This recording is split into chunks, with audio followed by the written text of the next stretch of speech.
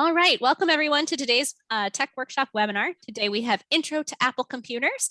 I'd like to welcome you all here and wish you all a happy new year and welcome to a new season of tech workshops.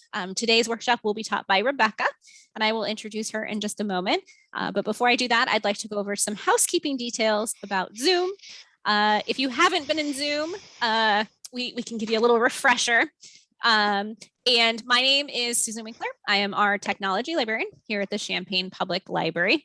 And we'll go ahead and go over a couple of Zoom details here. So the way we usually run our webinars is we would like you to utilize chat to ask questions. So you can go ahead and type them in chat whenever you have a question, type it in chat, and then I will relay it to Rebecca, who will be teaching today. If you don't want to type it out because it's a long or involved question, or you just prefer or are more comfortable with speaking your question, you can also use the raised hand button. So if you come down to the bottom of your screen, on the very left-hand side, you'll see things that control your volume.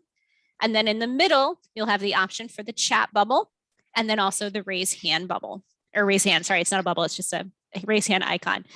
So if you'd like to do a question, please either use the chat or raise your hand, and then we can unmute you so that you can ask your question out loud.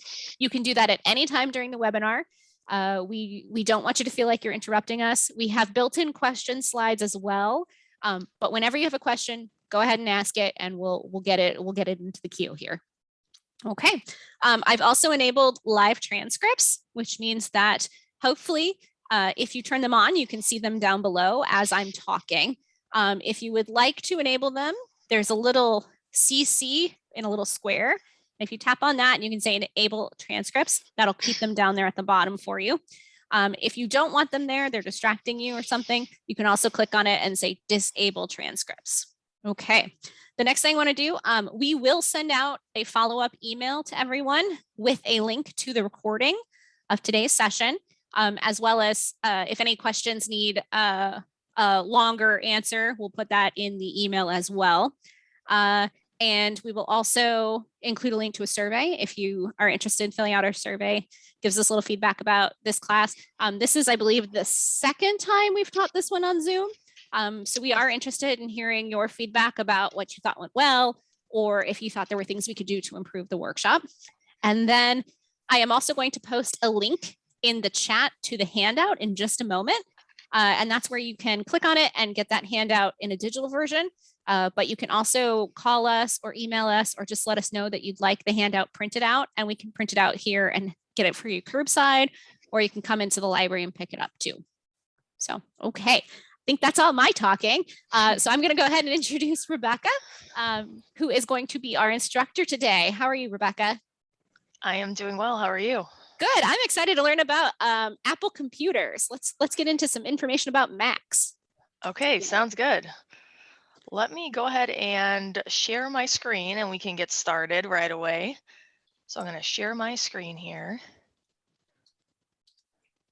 We're going to get a little meta here for a second while I open up my PowerPoint. All right, I hope you're seeing that slide, our title slide there. Yes, I am. And I'm going to go ahead and I'll turn off my video here too. Okay. Okay, I'm going to try to kind of hide my mouse in the corner here. And I will spotlight yours. Okay. All right, so we are covering Apple computers today. Now, if you don't have an Apple computer, that's okay. You can attend. Some people will attend these webinars to kind of get a feel for these sorts of tech things. Maybe you're considering getting an Apple computer in the future. I know a lot of people get gifted them, so they're interested in seeing what it's all about before they actually dive into their own personal device. This is not a Windows computer class, so if you do have a Windows computer, of course, you're still welcome to attend, but the stuff that we talk about today will not apply for the most part to your Windows computer. Let me also give you a little bit of information about myself. I really enjoy teaching Apple computers because they've been part of my life pretty much since I've been small. My dad had an Apple computer when we were growing up, so I've always used one and I find it really comfortable. I actually only really started using Windows computers when I started working at the library. So for me, it was a pretty easy transition. I'd say it's easier to transition from an Apple to a Windows rather than going from Windows to Apple. But I think for the most part, Apple tries to make things as user-friendly as possible. But of course, you know, if you don't know, you don't know. So that's what you're here for today, to learn a little bit more about the Apple computer experience. Let's go ahead and get started. Let's jump right in. So what are we talking about today? So we're going to talk about some terminology and descriptions. So throughout the webinar, I'll be saying certain words that will refer to certain things within the Apple computer experience. So we're going to talk about some of those. We're also going to talk about different elements to do with the desktop. And we'll talk about, of course, what the desktop is. We'll also talk about how to open and close applications. So those are like apps or programs that you have on your computer, such as maybe you are opening Zoom, you're wondering how to open certain applications to get to certain software. We'll talk about that. We'll also talk about how to move, resize, and manage open windows that you have on your computer. So what I mean by windows is, like, say you're opening an application and a window pops up and you're working within that window. We're going to talk about how to manage that, how to move that around, how to resize those. We're also going to talk about the dock. So the dock is one of those terminology things with Apple. It's sort of similar to the taskbar on a Windows PC, but the dock is where some frequently used applications live. And of course, we're going to have a lot of visuals. I'll be doing demonstrations in real time so that you'll get a feel for what it looks like when you're working with an Apple computer. We'll also talk about the Finder and some menus, including the Go menu. We're going to talk about the system preferences. So that's where you customize your computer or get into some of the preferences. And of course, the help menu. So if you need help at any time, if you're just alone with your computer, you can get into that help menu. And then, of course, we're going to talk about starting up your computer and shutting down your computer. There are some other functions in terms of like the power and how it starts up and shuts down, and some of the in-between stuff. We'll talk about those as well. You may have heard of something called sleeping. We're going to talk about that too. And I like to include this picture on this slide here. It's got that really old, I think it's from 1984 Macintosh computer. You can see that giant mouse there and that chunky keyboard, and it's even got a floppy disk drive there. Some of those older computers have that floppy disk thing in there still. And I think actually some of those 1984 Macs actually sell for a lot of money. People try to get their hands on those because they're just so iconic and popular. Yes, there's a lot of nostalgia for that. Yes, my dad didn't have one like that, but we had one kind of similar to that when I was growing up. All right. Actually, before we start, are there any questions? And again, feel free to either post them in the chat, or if you'd like me to unmute you, go ahead and raise your hand and then I can unmute you if you have a question to ask out loud. Okay, no questions so far. Okay. So let's talk about some terminology. So you, of course, are here to learn about computers. So what is a computer exactly? That is an electronic device for storing and processing data. And it's based on a logic sequence. You may have heard of zeros and ones. That's kind of a computer language that it uses to kind of just operate, really. It's the language of computers, ones and zeros, and it operates with codes as well. But the computer, basically, they can talk to other computers using that language, and that's basically the kind of foundation for how a computer operates. So there are sort of, with computers, there's two kind of main types. So there's the desktop computer. So that would be a computer that is not portable. So that would maybe be a computer that's sitting on your desk at home, hence desktop computer, or a desktop computer. Maybe you've worked on one here at the library. We have public computers here. So that will consist of a processor, which may be the computer tower.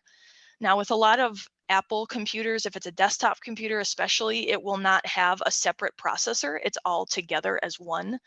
But you may see that it will also have a separate keyboard and mouse. Monitor is that visual component for the computer. Of course, it's going to allow you to see images and text visually. You may also hear us refer to it as a computer screen. And that second kind of main type of computer is a laptop computer. So that would be that portable version of a computer that's battery powered, and it would contain the monitor, keyboard, processor, and mouse. Apple also calls it a trackpad if it's on a laptop, and that's all in one unit. And mostly it's to make that portable, so you may see a lot of people using laptops at airports. We see a lot of people bring their laptops into the library. You may see them at cafes, pretty much everywhere you probably have seen a laptop.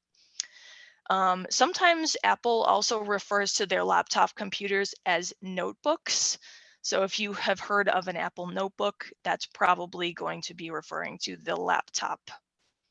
So the computer that I'm going to be demonstrating on today is a MacBook Air, but you may have heard of a MacBook Pro or just a regular MacBook. Now, again, with Apple, they're going to have that trackpad and keyboard, of course, like any other laptop would have.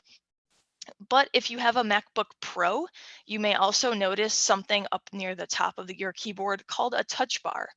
And a touch bar is only going to be on those MacBook Pros laptops, and it's going to be the newer laptops. We're going to talk a little bit more about the touch bar, but essentially it's going to be a touch bar where you can kind of swipe your fingers across depending on which program you're in to do certain functions. It will also contain the function keys. It's kind of lets you use different gestures. It's sort of hard for me to explain without actually demonstrating, but you can always go out there and look for a touch bar on the internet, and there should be maybe some videos that you can watch. Apple also has a really helpful website that you can check out to get more information about the touch bar.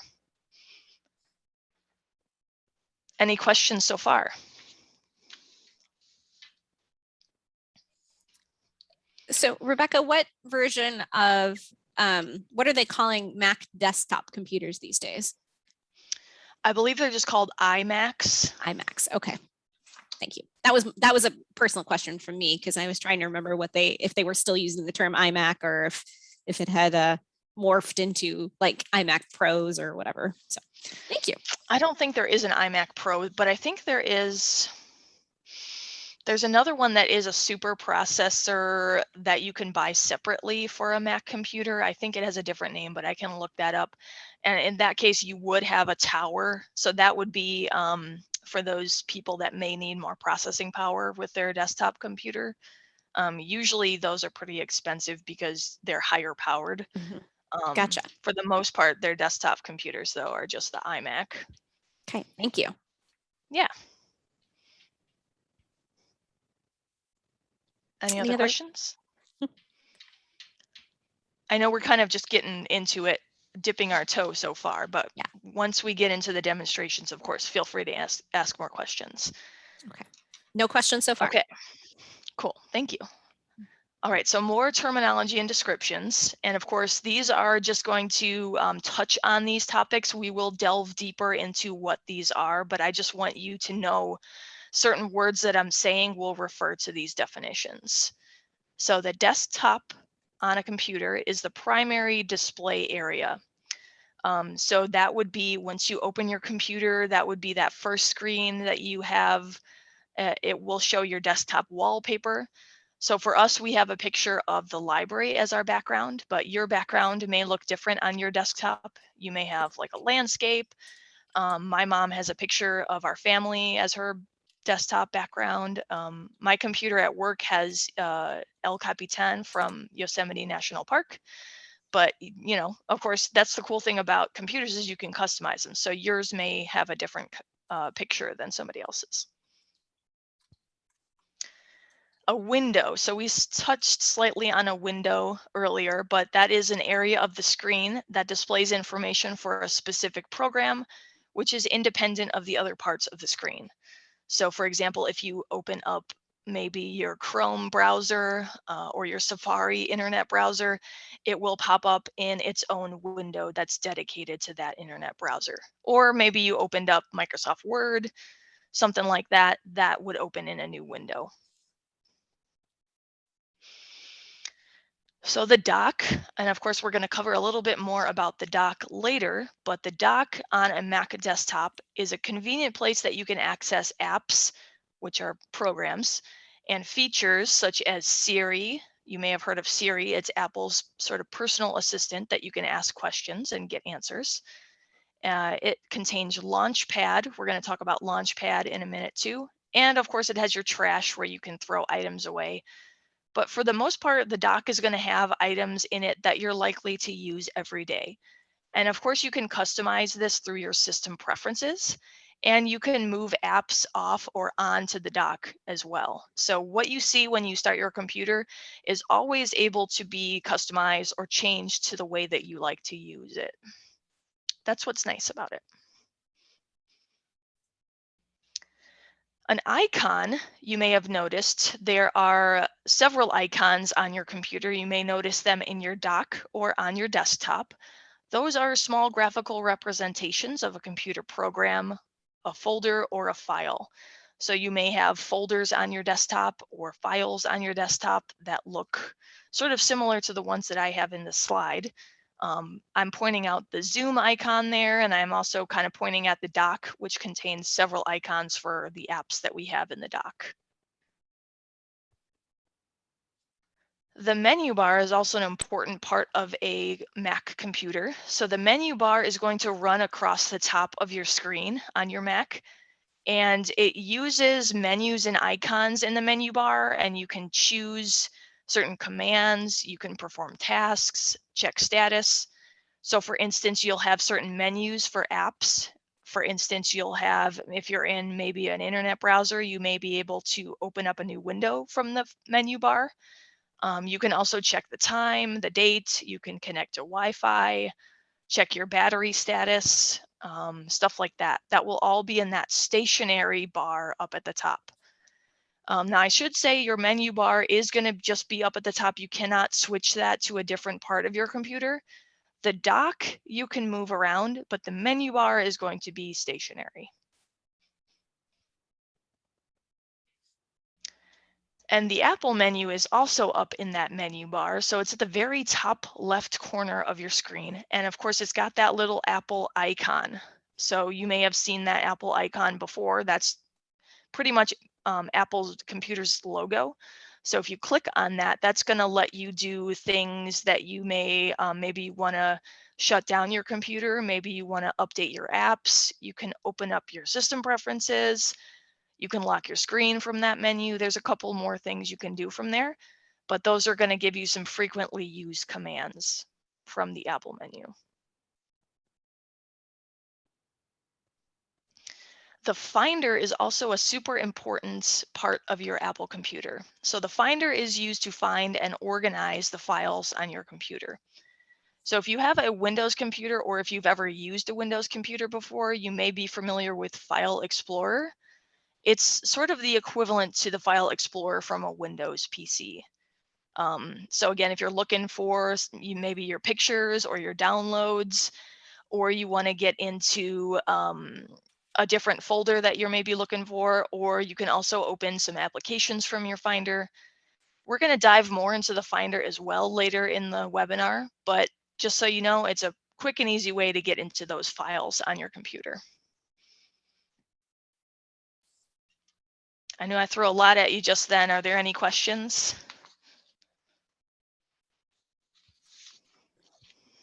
Doesn't look like we have any questions at the moment. Okay. Get a drink of water, and then let's go ahead and just jump right into the demonstration portion. So I'm going to exit my PowerPoint here. I'm going to just put that down in the dock. All right, can you see my desktop? Yes, I can.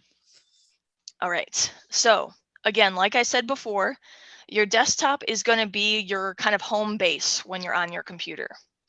So you'll see up at the top here, I have my menu bar. So where it says the Apple menu up here, and I've got a couple of other menus I can go through up at the top left. I also have my status bar kind of on the side. So I have the ability to look at my battery for my laptop, or I can make changes to my internet connection, or I can even view the time or day if I wanted to. Now, again, these can be slightly customized for you. If you wanted to change how you're seeing your time or your date, you can do that as well from your system preferences. And then you'll see we have some icons on the screen here. We have our Zoom app, and we have Macintosh HD. That's our hard drive. So if we go into that, we can get into some files through our hard drive. And you'll also see at the bottom of our screen, there's all of those icons that are a part of our dock. So these are the icons that I use frequently. So I've put them on my dock, but of course yours may look differently on your computer. And we're going to talk a little bit more about the dock in a little bit, but that lives here on the bottom. And Rebecca, do you want to point out that the Zoom part is not actually part of your desktop, but that's just because we have Zoom open that we're seeing that? Over here on the down right at the side? bottom where you're sharing your screen. Down on the right side. Yeah.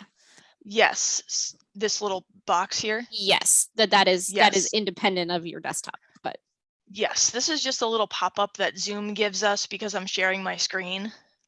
For you, of course, you're probably not seeing this on if you have your laptop open because you're not sharing your screen on Zoom. Let me see if I can hide that.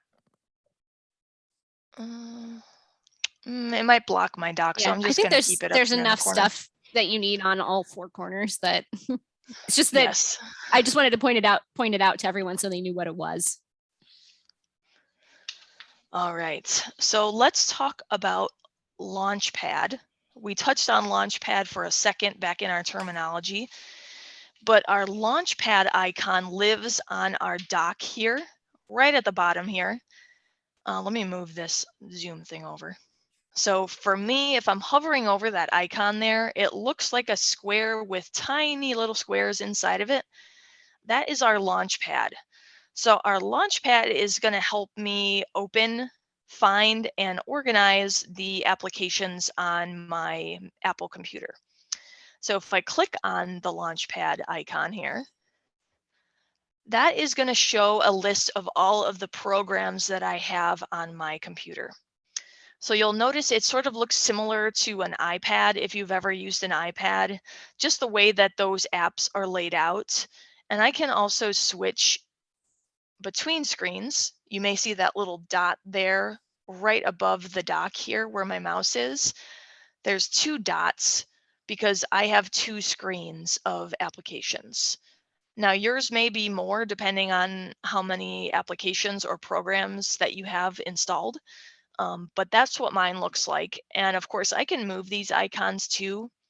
If I want to click and drag them, I would do that. If I wanted to maybe rearrange something, I could do it like that. Sort of similar, again, if you've ever used an iPad before, which is the tablet. Now, I don't think you can sort this alphabetically. I think it just pops up based on, I'm not sure what it's based on, but Apple, I kind of think configures this to what it thinks you would want to use. So if I click back on Launchpad, that closes it.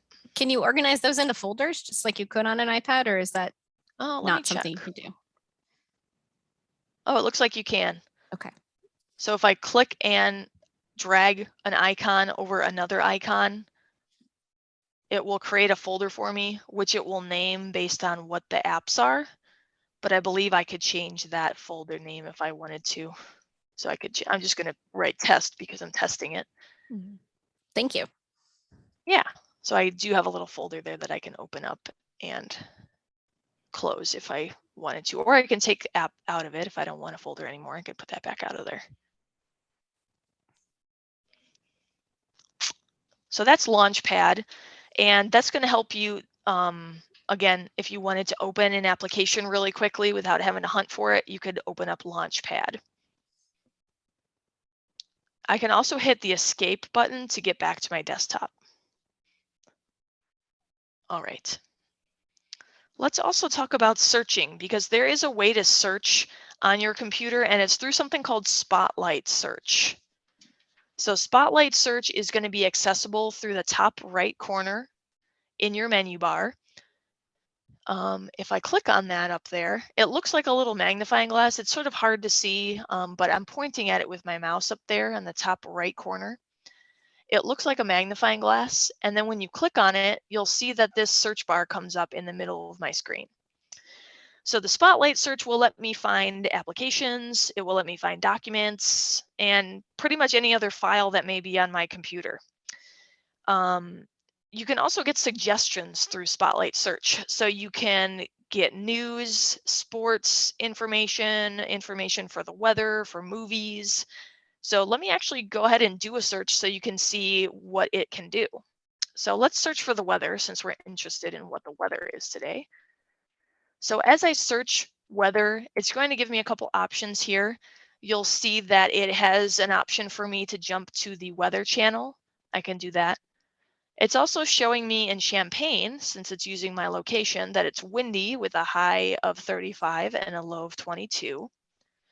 But I can also look down here. Looks like there's a definition that I can get from the New Oxford American Dictionary. It's also looking into maybe some files I have about the weather. It's showing news reports. So there's a lot of things that Spotlight Search is gathering as you're doing your search.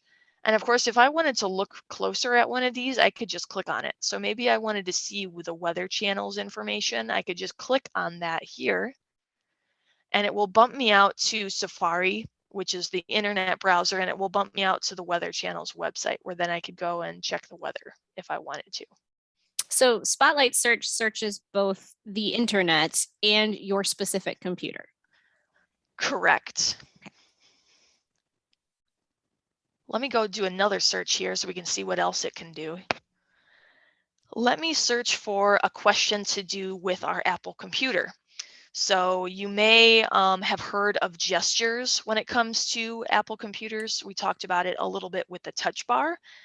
Maybe you're interested in the different gestures that you can do on your trackpad, because there are several different things you can do in terms of swiping or clicking that may help you use your computer a little better. So let's type in gestures and see what comes up.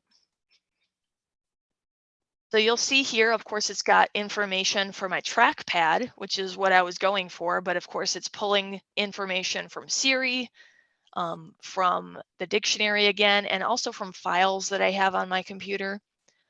But let's click on trackpad, since that's what we were interested in. We were looking for gestures for our trackpad. So that looks like it's going to bump me out to the system preferences, and it's going to show me the different point and click gestures I can do. I can also kind of click through and see some of the scroll and zoom gestures. There's tons of stuff you can do with gestures. And I also recommend checking out Apple's website to see more about gestures. I have that linked in the additional links that we'll cover at the end of the webinar. But yes, you can kind of get into those questions that you have about your computer as well. You're not just maybe searching for something, you're searching for knowledge as well. You can also search for an application. So maybe I'm looking for my system preferences application. Let's type that in. So you'll see up at the top, the first result from my search, it says applications. So that's the system preferences application. I can click on that and it will open up system preferences for me. So that's super helpful if you're looking for an application maybe that's not on your desktop or not in your dock. You can go to your Spotlight search and search for it that way and open it right from there. Any questions so far? No questions that I see so far. All right, I'm gonna grab a drink of water real quick. All right, so let's talk about opening an application. So we just looked at 2 ways to open an application. So that was through, the first one was through Launchpad. So again, that's that application or the icon that looks kind of like a square with tiny little squares inside of it. Now, if you have an older operating system, your application may look different. So if you have an operating system older than Big Sur, then your application for Launchpad will look different. It will look like a rocket ship. I actually have a picture of it. Let me pull it up here.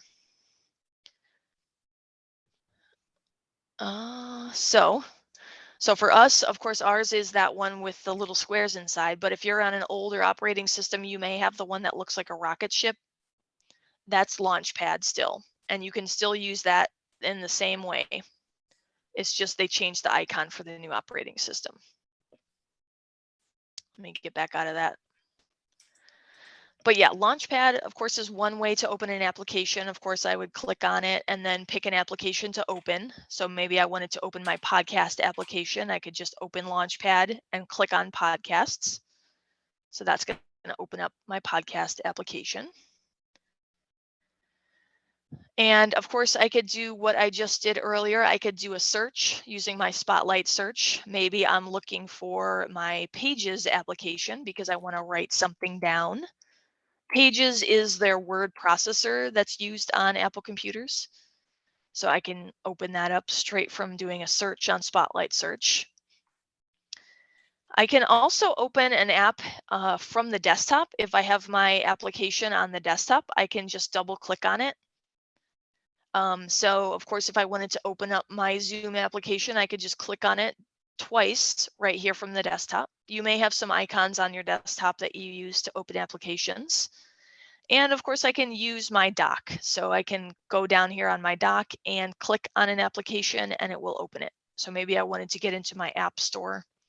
I could click on that from the dock and it would open up my app store.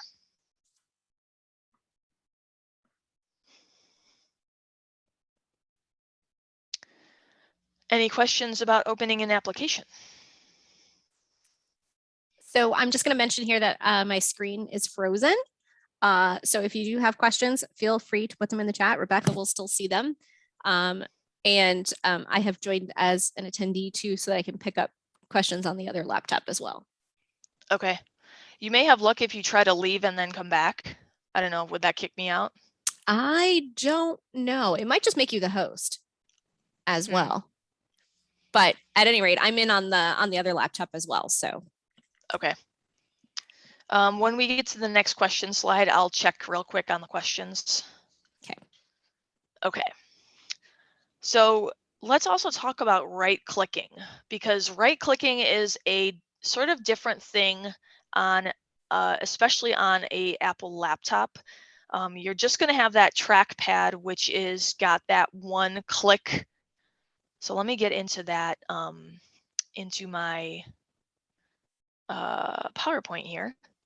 So on this particular slide, I wrote down the different ways that you can use to enable right-clicking.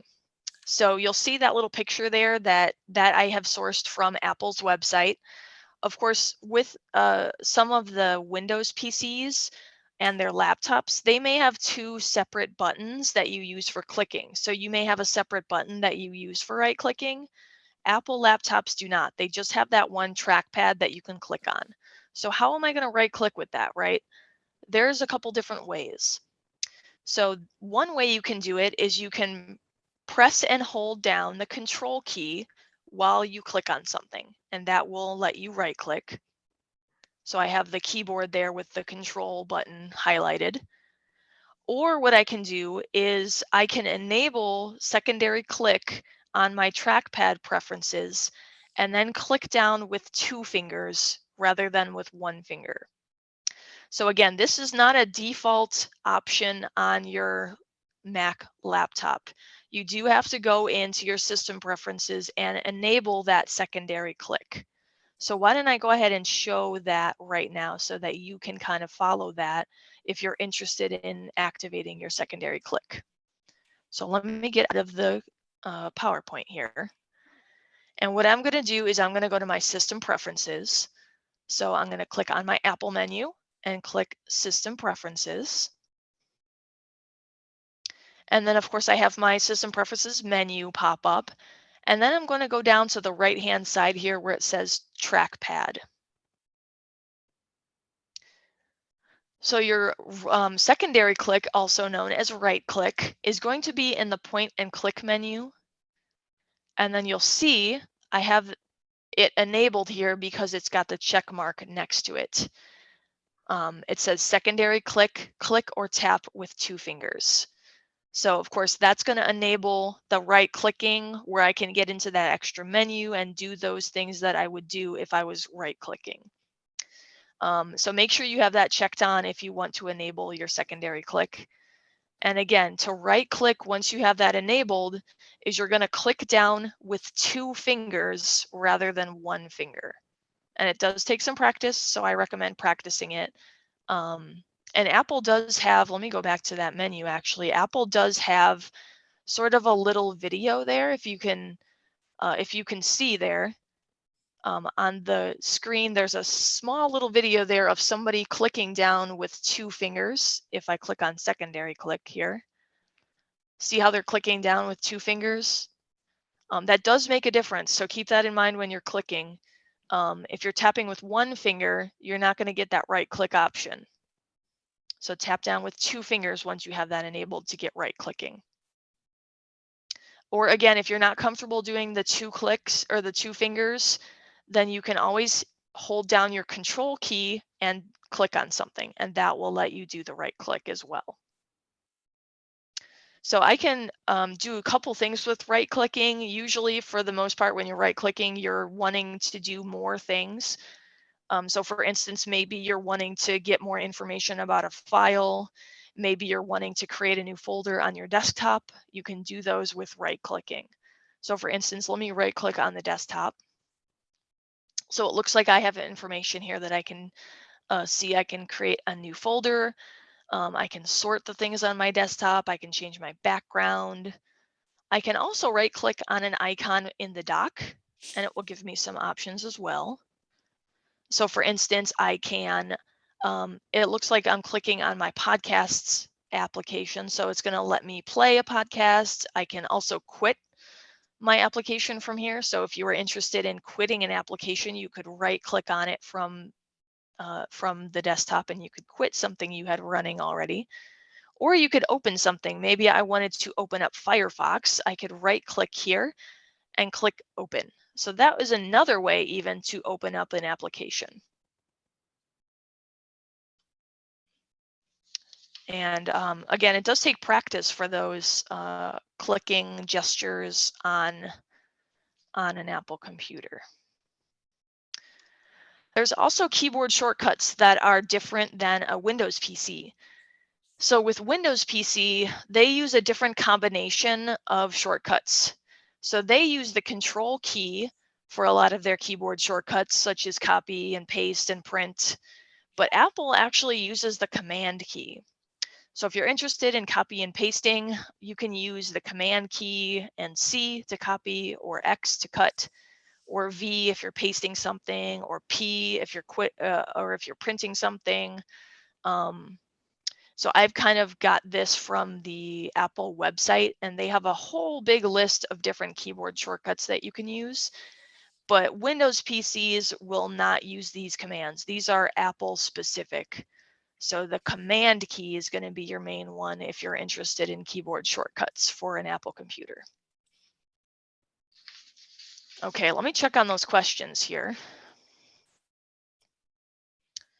Let's see.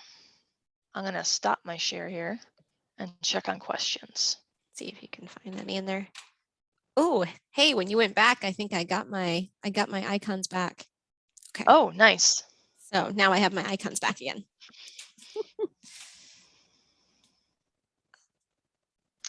Okay, so someone is asking about the snipping tool. Let's save that for near the end since we're not going to cover that in our regular webinar.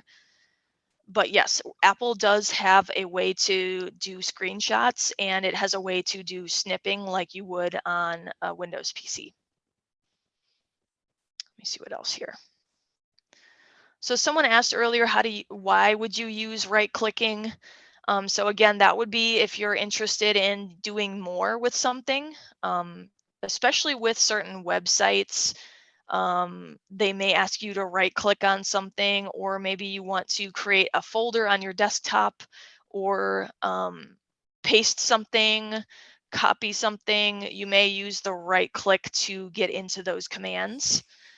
There's tons of different things you can do with right click, but those are some of the general ones that I kind of use it for regularly. What about you, Susan? What do you use right click for? Yeah, I usually generally think of it as more options. So if left clicking selects something, right clicking tells you what else you might be able to do, is usually how I look at it. Yeah, same. And you can always experiment with it, of course. Just right click on something and see what it does. You're not really going to hurt anything by opening that menu up. All right, I think those are all the questions that I had for now, unless anybody has any other questions. If you do, please feel free to put them in the chat so that Rebecca will see them. Yes. Can you see the chat, or are you The still chat in a is weird zone? Yeah, the chat is frozen for me, so I still cannot see. And the closed captioning is also not happening. Okay. Do you want me Well, to try? I'll stop every once in a while and check when I get to my question Okay, slide. I was gonna say, do you want me to try jumping out and jumping back in too? I don't know if it'll keep record. I mean, it's still recording on this one. Yeah, I would worry that recording would get messed up. So I can just check it on my question slides. Okay. Okay, let me get back into my screen share here. I'll contribute glorious commentary over here. Okay, sounds good. And of course, feel free to ask me questions too if you have them. Yes. All right, so let's talk about how to manage your windows, right? So maybe you wanted to resize your window or move your window around. Let's talk about how to do that. So let's open up a new window with Chrome. So Chrome is the internet browser that you can use on a computer. You can get that on a Mac computer and a Windows computer. The default browser for an Apple computer is Safari, but sometimes I like to use Chrome because sometimes it operates a little better for what I want to do. So I have Chrome open right now in its own window. So you'll notice I can kind of move this around. So that's going to be independent from my desktop. Remember, anytime you open an application, or maybe you're opening up your Finder to look for files, that will open up in its own window. So up at the top left corner, you'll notice there are 3 dots. So here where my mouse is, I'm circling it right now. There's 3 dots. Those are my window controls for this particular window. And you'll notice if I hover right over them that some icons kind of pop up. And I have this on my handout as well. Once you guys get that, there's some visuals on there about how to see those icons. But the red icon has an X in it. The yellow icon has a minus sign. And the green icon has 2 arrows that are pointing in opposite directions. So there's different things you can do with those buttons. So the red icon will close the window, the yellow icon will minimize the window, and the green button will maximize the window, and that will make it full screen. So let's go over those one by one. So let's do the yellow and green first, and then we'll close it at the end. Now, if you've ever used a Windows computer, you may have noticed that the tools are on the left side on an Apple computer versus the right side on a Windows computer. So keep that in mind. It's slightly different. It's just on the opposite side, but the left side is where our controls are for an Apple computer. Okay, so let's go ahead and minimize this. Why would you want to minimize a window? So there's a couple reasons. Sometimes people will minimize a window to just get it out of the way temporarily. Maybe they wanted to see something on the desktop and they want to get that window out of the way. or they want to put the window away so they can open up a new window and work with a different thing or an application, or maybe they're looking for their Finder. They can use minimize, and if I click on it, that's going to put my window down in my dock. So if you notice right in the bottom here, I have my Zoom window currently open as well down here, but I have my window I just minimized right down here, and I can click on that and it will pop back up for me. So basically what it's doing is it's just kind of hiding that down in the dock so that you can maybe do something else in the meantime. And you can always pop that back open if you want. So that's minimize. Let's maximize the window. That's if we're going to click on that green button. That is going to maximize the window to fill the full screen. So maybe you're watching a movie or you want to see something full screen, you want to get that bigger. You can click that green button and it will take up the entire desktop. There will be none of that background space that you see. You'll just see your window expanded to the full screen. Now, how do I get out of this? So you may pop up to the top here. If I move my mouse up at the top left corner where I expect those controls to be, I can click on that green button again and it will pop me back down to the size I was at previously. So you can kind of do that again. Let me do that again. So I have my window expanded.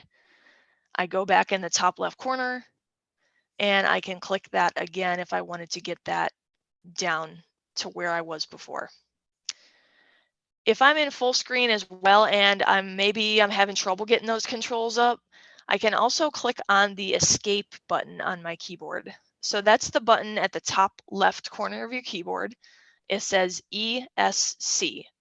If I hit the escape button, that's going to get me back to my regular sized window. It should. It's not doing it right now, but it should if you hit that escape button. Let me try it on the Finder and see what happens.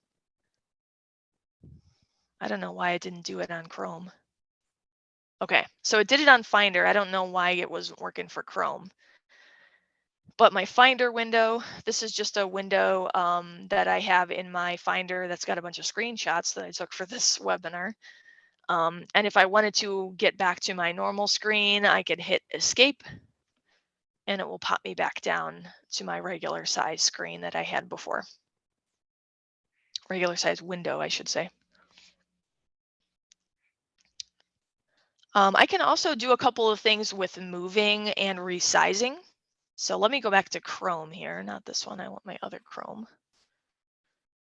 So you'll notice as I'm moving my window here, I can always move two windows next to each other, kind of have them like that. Now, how am I moving that? So what I'm doing is I'm clicking my mouse up in this title bar, this empty space up at the top of my window on Chrome. I can also do this in my Finder window. If I'm clicking somewhere that does not have any icon or word or arrow, I can click and drag my mouse button, and that will help me move my window. Maybe I wanted to get it out of the way so I can look at something over here, or I wanted to have two windows to compare information. That will be helpful if I'm able to move my windows. And you'll also see I just resized this Google page as well. So how do I resize a window? Let me make this a little bigger so you can see that. There are a number of ways I can resize. So if you move your mouse to the very edge of your window, you'll notice that your pointer icon changes. If you see on the left side of that window there, it changes to an icon that looks like two arrows pointing in opposite directions. So I can do that on the right side as well. Let me get on there. So you'll see my arrow. It's a little small. It's not easy to make these mouses big for these Zoom programs. But again, it's going to be an arrow pointing in opposite directions. I can do it on the bottom as well. It's going to point up and down instead of side to side. I can also do it at the top or even on the corners. So if I'm resizing something, I kind of like to use the corners. And I recommend using the bottom corners because if I'm up at the top, I may accidentally click on one of these buttons that I'm not meaning to click on. So I'm usually going to use the bottom left or the bottom right corner. And I can click and slide that around, and that will help me resize my window. This is especially helpful if you're maybe wanting to, maybe you have a Finder window open and you want to drag something into your Finder window from the desktop, or you're entering information from a Word document and you have your Word document on the side and you have some web form that you're filling out. You can put your web form here and your Windows document, or sorry, your Word document on the side here. So I use the resize thing very, very often. It's probably one of the most common things that I do on my computer. And again, it just takes practice. You're just going to click and drag right at the edges there. All right, let me get into the chat so I can see if there's any questions. Any questions so far? Let's see.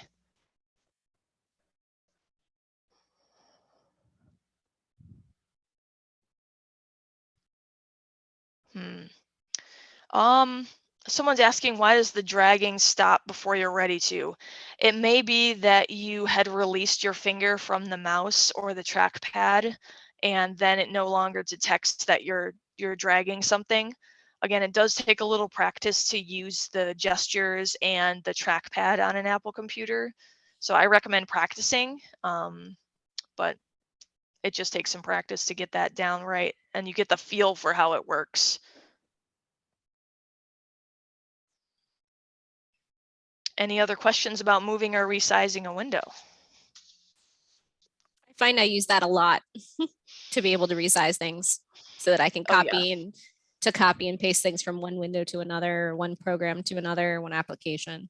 So it's a handy thing to know how to do. Yes. And no, it is not a particular location on your trackpad. I'm just clicking right down in the center with one finger and then using another finger to move my mouse around. So that helps me move my window. Yeah. And it does take a little practice. I was gonna say, and if you plug in an external mouse to your laptop while you're practicing, sometimes that'll help with the fine tuning of knowing exactly when to release the mouse. Because with the mouse, you actually have the two buttons that you can use. And sometimes that helps to get kind of used to it first. Yes. And Macs will take any mouse really that you can plug into it. There is no Mac mouse or Windows mouse. You can use any mouse with a computer. I will be the first person to admit I am not good at trackpad. I love my mouse. I use that if I'm on my laptop because it's just easier for me. It creates less frustration, and it just makes my life easier. I'm all about making my life easier, especially nowadays. So I do have a USB mouse that I plug into my computer. Now, if you have a newer Mac, you may have to get an adapter. We do have an adapter that we use so that I can plug in my headphones because they have a USB plug and it needs that USB adapter. And you can buy that on Apple's website. I bought mine on Amazon. I can send that link to the USB adapter out with the email as well if you're interested. Yeah, and you can also super useful. Use Bluetooth. If you have a Bluetooth mouse, you can also use that with your MacBooks as well. You just enable the Bluetooth on the MacBook. Yes, exactly. So that would be like a wireless mouse, and you're not even worried about getting the adapter. So again, it's up to you. There's tons of different types of mice out there. Yeah. Yes. And ergonomic ones too. I was just going to say there's mice for folks that maybe have arthritis or other issues. Carpal tunnel. If you're left-handed, you can buy a mouse that's specifically left for you as a left-handed person, or you can go in and change the settings so you switch the buttons around too. So there's lots of various customization possibilities with your mice. Definitely. All right. Any other questions before I move on? I don't see anything so far, but let's go ahead and jump back into my demonstration here. So I'm going to share my screen again. And of course, even though I'm not checking the chat at all times, feel free to write in the chat. And once I get to my question slide, I'll check on the chat. All right, so we're back on the desktop. So we talked earlier about how to open an application, and we talked about closing a window. So with closing a window on a Mac computer, you may not be closing out of the application. So what I mean by that is you're not quitting the program. The program is still running in the background. With Windows PCs, I think sometimes if you close the window, it does close the program. But with Apple computers, it's still running in the background. So how do I get that so that the application is closed and it's actually not running anymore? Because sometimes if you have a lot of applications open, you may be using a lot of battery, and your battery may die quicker. So it's useful to know how to close an application. So there are a number of ways that you can close an application. So if you notice that I'm on Chrome right now and you look in the top left of my screen up here on our menu bar, you'll see next to my Apple menu is my Chrome menu. So no matter what application I have currently running and I'm currently active with, it will have the name of the application up here next to my Apple menu. And up here, if I click on Chrome there, that's my Chrome menu, I can actually quit here at the bottom of this menu. So I can quit Google Chrome if I would like from this menu. So if I click it,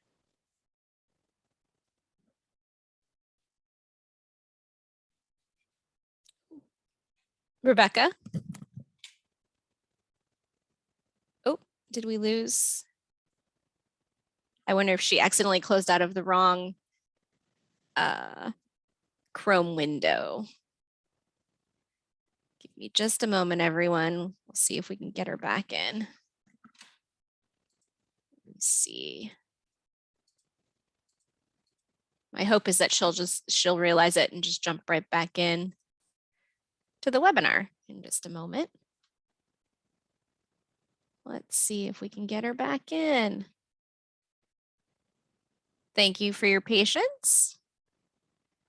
Let me see if I can. Let's see. Okay. Thank you everyone for hanging out with us while we work through our technical difficulties here. And I hope we can get her back in. Let's see. All right, I tell you what I'm gonna do. I'm gonna jump in from a different angle here and see what I can do. Just a moment here. okay, I did something dumb. I closed out of the application that I was using for Zoom. Yes. Well, I just narrated that I figured that's what had happened. And we were just waiting for you to come back in. So welcome back. Okay. Well, now you know I really did close out of the application because it bumped me out of Zoom. That was silly. I should have closed out of a different application. That's okay. That happens. Right, I mean, when it says up at the top that you're in Chrome and you don't necessarily know which piece of Chrome, which open browser Chrome window you're in. So, but we're happy to have you back. Same. All right. Sorry about that. Let me jump back into where I was here and let's open an application that I can quit safely. So let's open up podcasts because we had that running. Perfect. So podcasts, again, you're going to see that name up there in the top left corner because I've got podcasts running and I'm working with podcasts. So again, I can click on that and hit quit podcasts and that will quit out of the application. I can also go down to my dock and no matter what, if you have an application running, it will show up in the dock, even if you don't have it saved in there before you open it. So let's open up an application that I can sort of demonstrate that with. So let's find something that's not currently in the dock and open that up. Let's see. Let's open up chess. Maybe I wanted to play chess. I got that open. Let's open that up. So you'll notice down in my dock, we don't want to play that right now, but I want to demonstrate this. Not now. Okay. So down in my dock, you'll see my chess icon. That's open. The reason I know it's open is because it has a little black dot right underneath the application.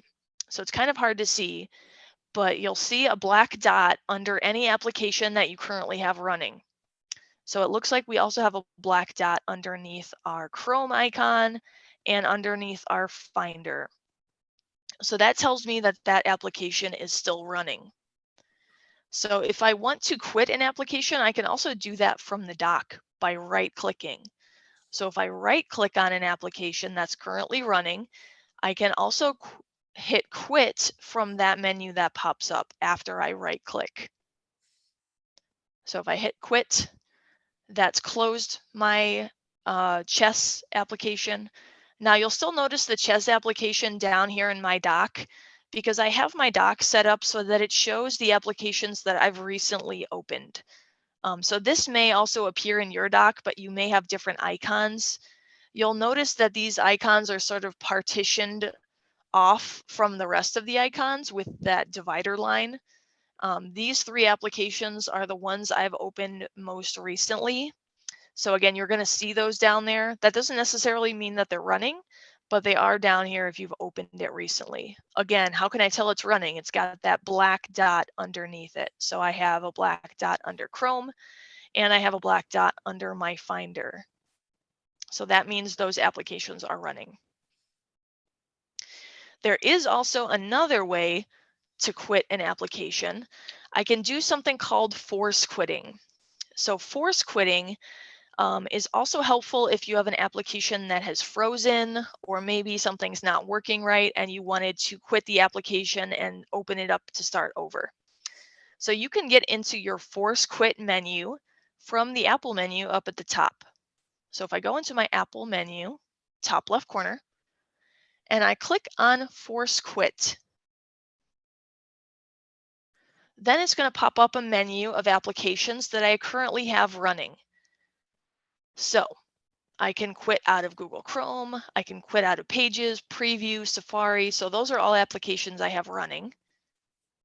Let's actually quit out of, I don't want to quit out of Chrome because I already did that. Let's quit out of Safari and see what happens. So I'm going to click force quit. And then it's going to ask me, do I want to quit from Safari? And if I do, I can hit force quit. If I don't, I can hit cancel. So I'm going to hit cancel because I don't want to do it right now. But that's kind of a good shortcut to figure out what you have open, and then you could close out applications from that menu as well. The most times I use force quit for is usually when a program is kind of giving me trouble or it's glitching or it's frozen, but you can still access that menu if you want to see what you have open and running. All right, let me get back into that chat and see if there's any questions. Let's see.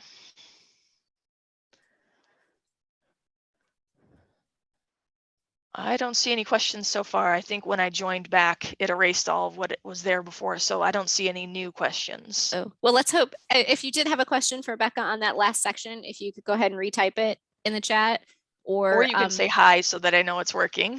Or raise your hand, and then we can hopefully help you out there too. Okay, I see hi, so that's good.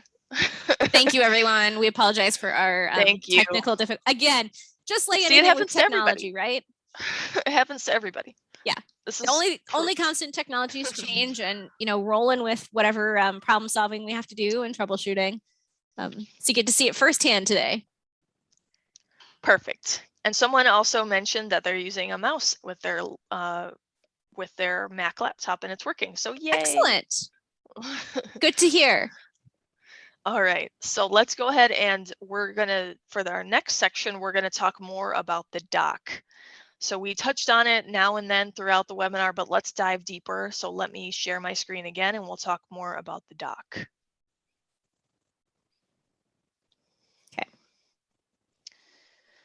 Okay, so again, the dock, I'm going to move that share screen thing up there.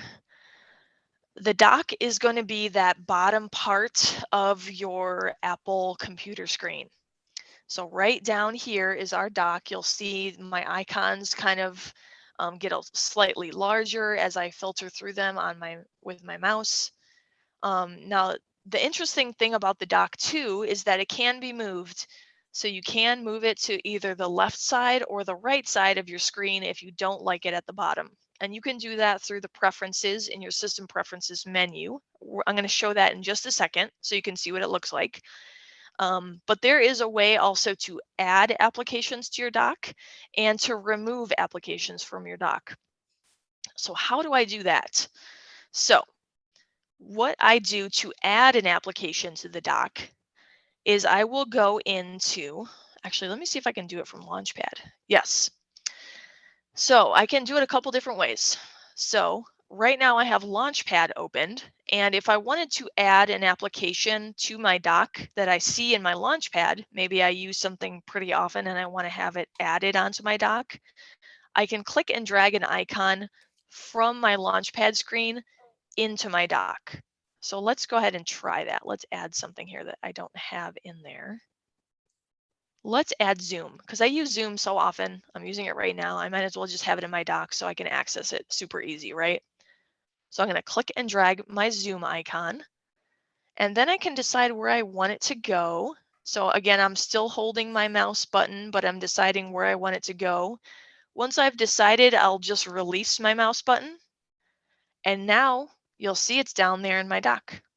So I have my Zoom icon in my dock.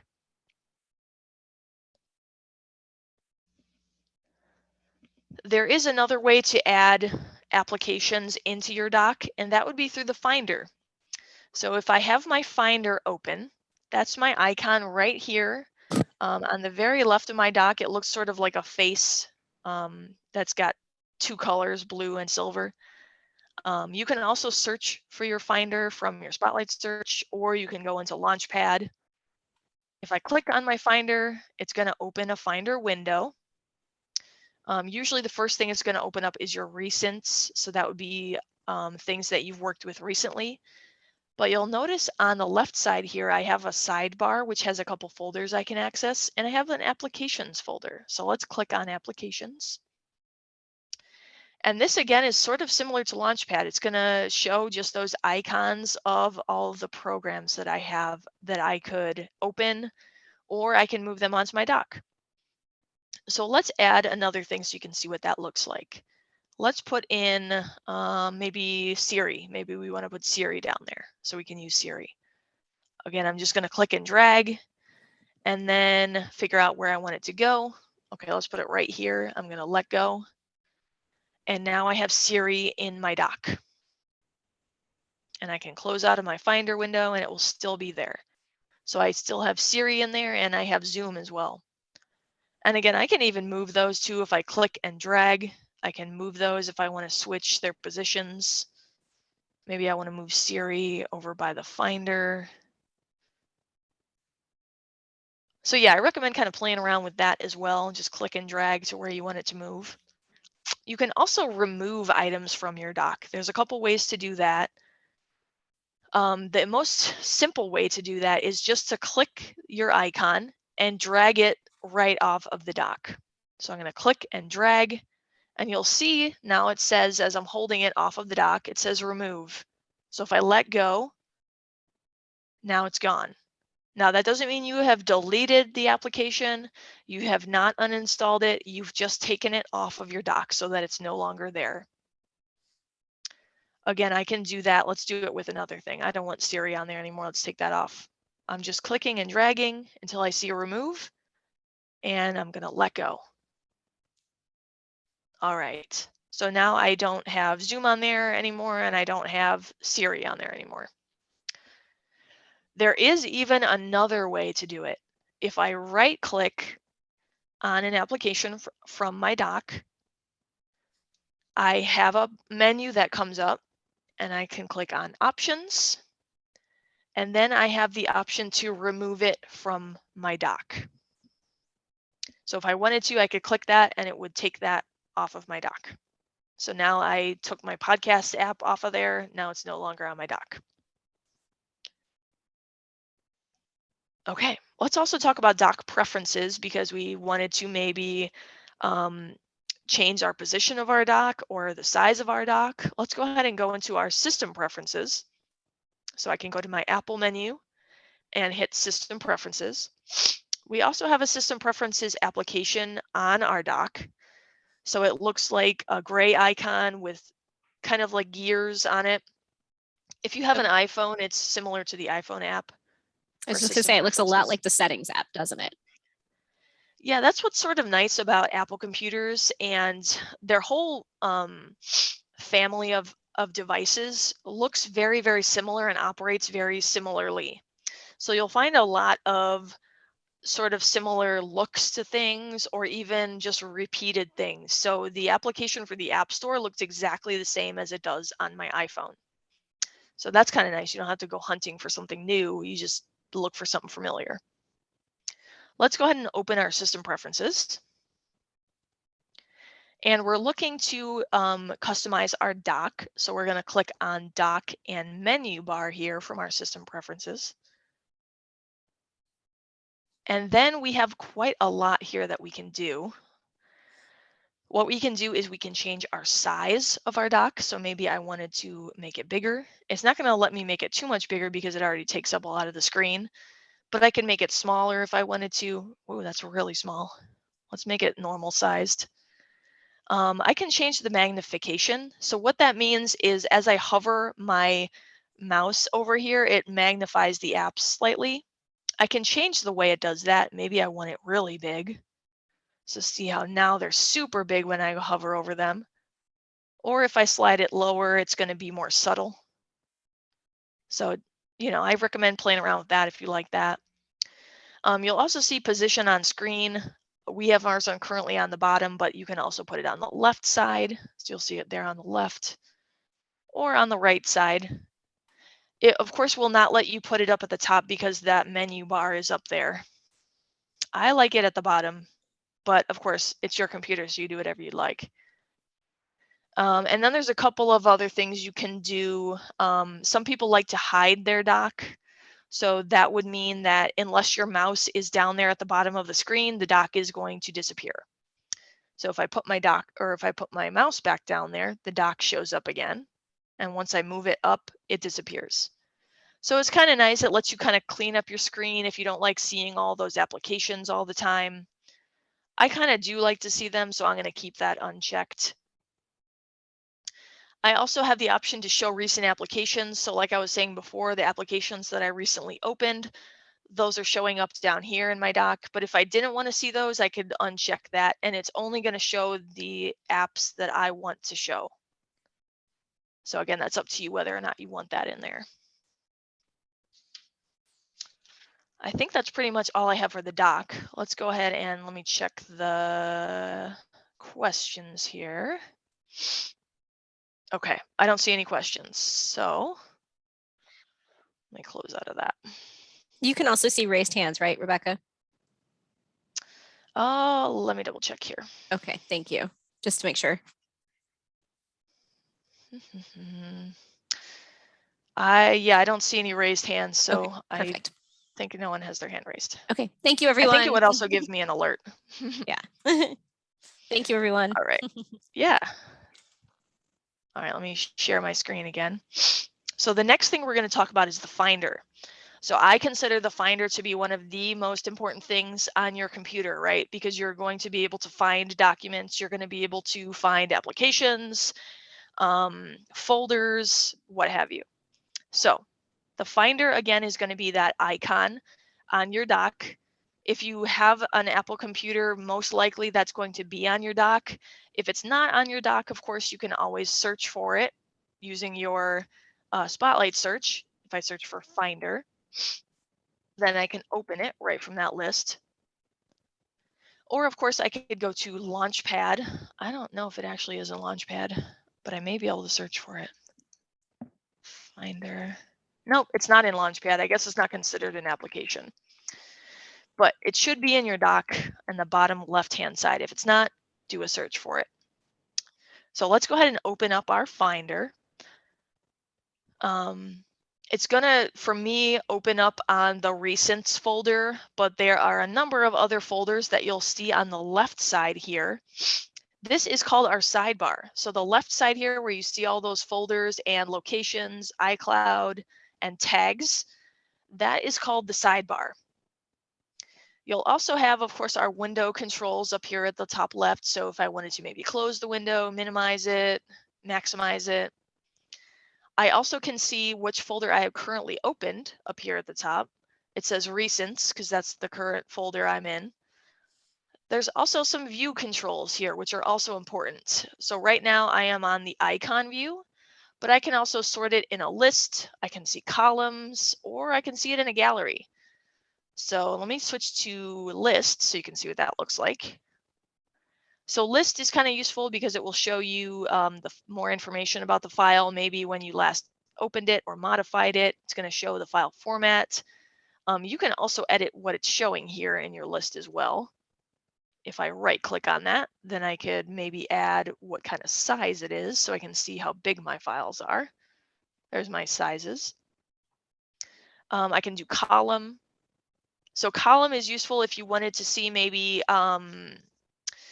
what's the word for that? How your files nest. So maybe you have nested files and you kind of want to see the path for your files. You can kind of get into that column. Of course, we have to have a cat picture in here. Of course. So if I'm in that column view, if I click on a file or a folder, it's going to give me a little more information about it. So for this one, this is catscratches.jpg. And I could even open up, let's see if there's a folder in here at all. I don't see a folder in here. Let me go to documents. So maybe I had a folder, I could kind of look in to see what my nesting folders were. So that's kind of useful to see kind of where things are living. And I also have my gallery view. I usually use gallery view if I'm maybe looking at pictures. So let me go back to recents. So that's useful. It will kind of show you a preview of the image. It's similar to the list view or the column view in some aspects, but it's got a little more information about some of the stuff. So that's the view options up there at the top. Okay. And Rebecca, you'll spend more time covering Finder in next week's workshop as well, correct? Correct. So next week's workshop, we're focusing on files and folders, which will dive deeper into the Finder. So we're not going to cover everything with the Finder. I'm just giving you a quick tour of it today. But next week, we're going to have files and folders, which will dive deeper into some of the organization aspects of the Finder. All right, so again, this may look different depending on your setup. So I have certain things that are enabled on mine. So I have the path bar enabled on mine, so I can see where the path is to my file that I have selected. I also have this slider bar here, which will let me change my icon size. So maybe I wanted to see these a little bigger. I could zoom in or out on my file size. There's a ton of different things, and we're going to talk about this more next week that you can do with your Finder. Does anybody have questions so far about Finder? Let me check on that.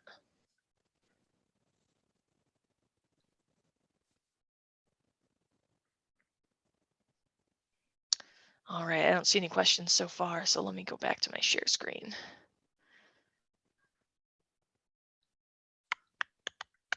I know we're running kind of long today, but there's so much to cover with a beginner class.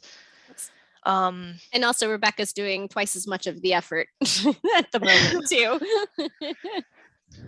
That's okay. We're going to have this available as a recording later as well. So if you're finding yourself a little overwhelmed right now, you can always revisit in that recording later that will be up online. All right, so let's talk about the file menu. So up at the top left corner in our menu bar, we have some things that we can access, such as the file menu, the view menu, go, window, and help menu. Right now, we're going to focus on the file menu and the go menu. So let me close out of this window real quick. So the file menu, it's going to let you access areas of your computer that you may use frequently that are not displayed on your desktop. So for instance, you may be able to create a new folder. You can get information about a file. Maybe you have something selected. Here, let me open up. Let's select our PowerPoint here and click on the File menu. So here it will let me, maybe I wanted to rename the file. Maybe I wanted to compress the file, print it, move it to my trash. I can do that from the File menu.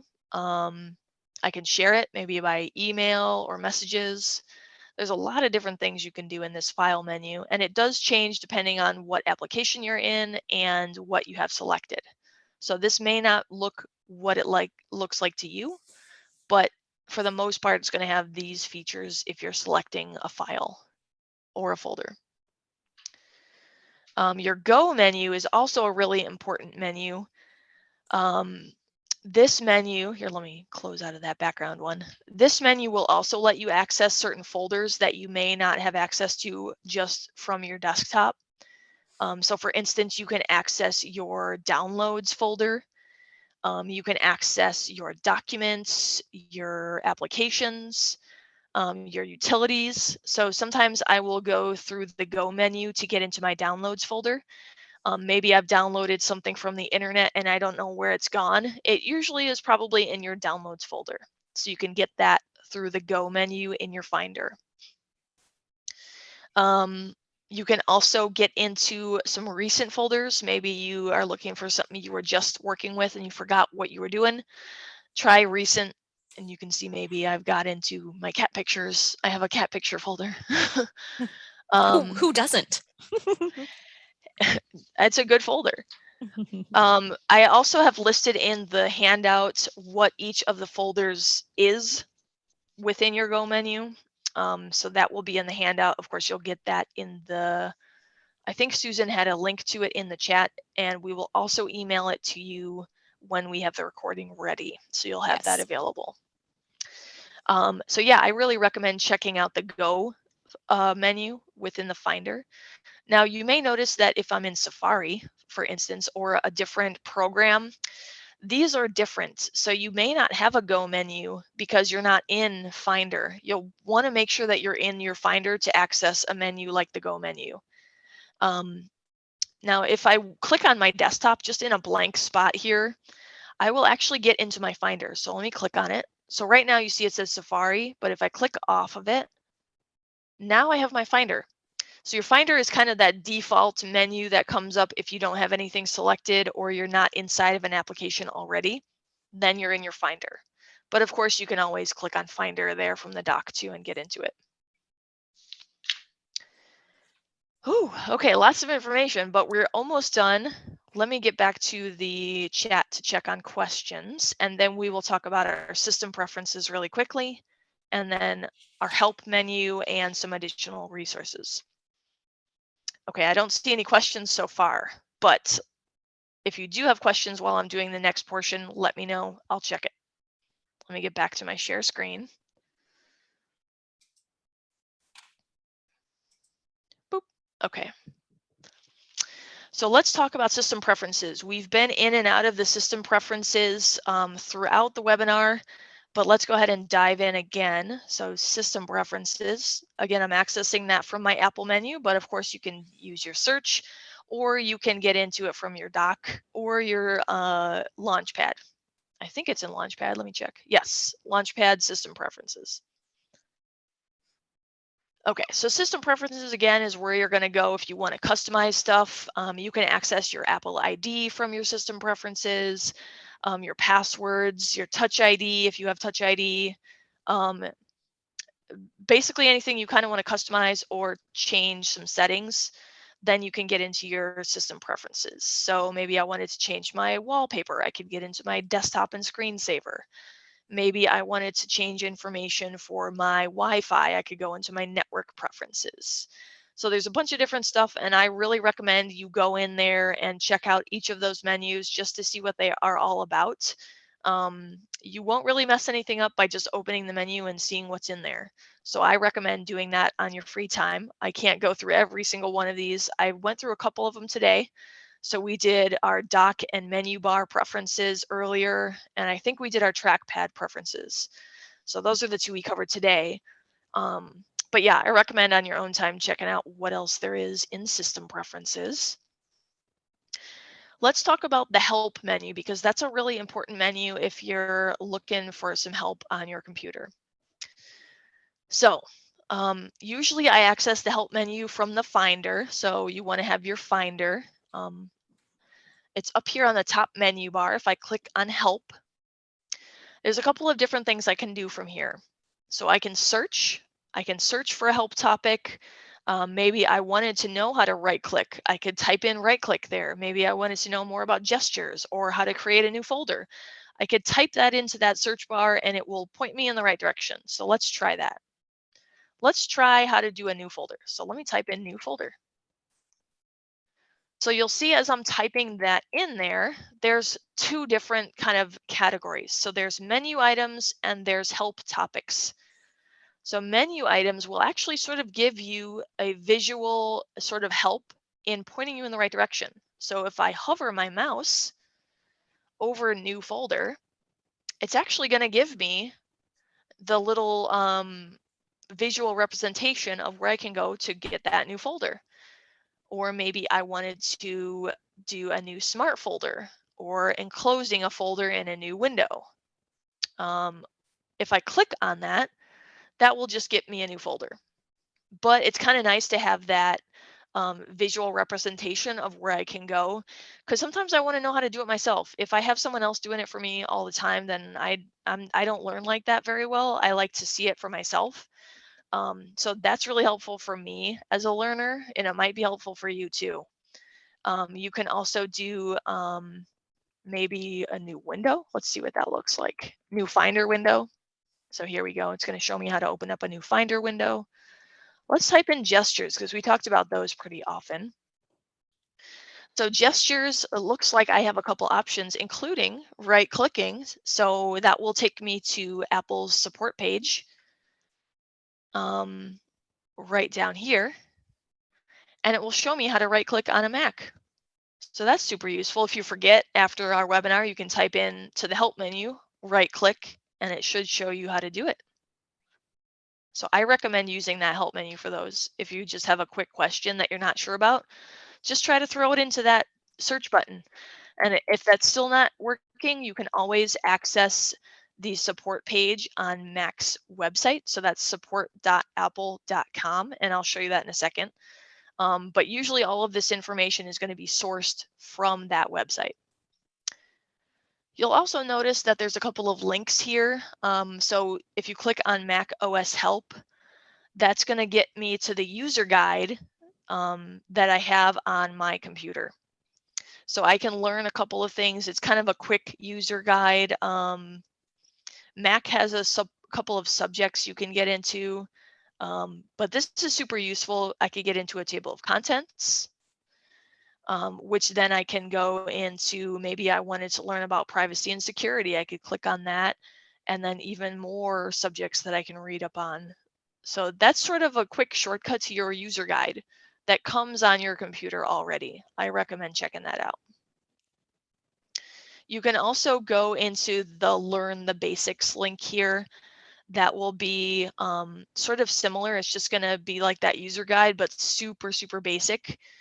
So a lot of the information I sourced was actually from this user guide, because Apple makes really good user guides for people that are just looking for information on how to use their computer.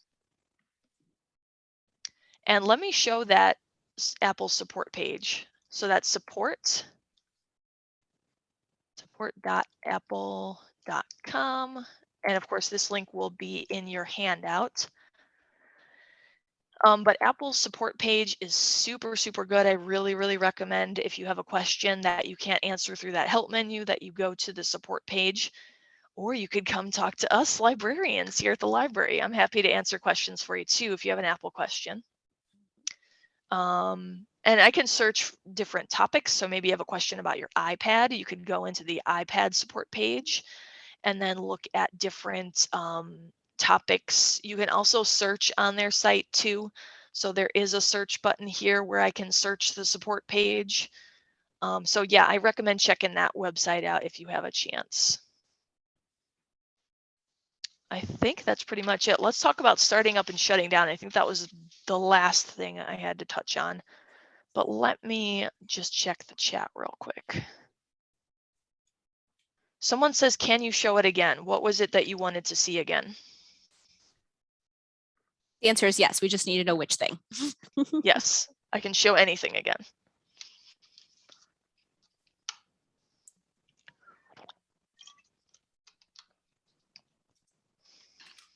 I guess as they're typing.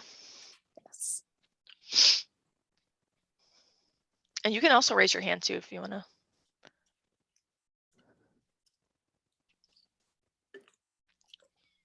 Yeah, I'm not sure if Rebecca, I'm not sure if you can answer the raised hands to unmute or not. They wrote something in the As a chat, but I'm not panelist? sure if I'm understanding their question. Okay. If you want to maybe elaborate, support, okay, support on Mac. Was that the website you were referring to? Or the help section.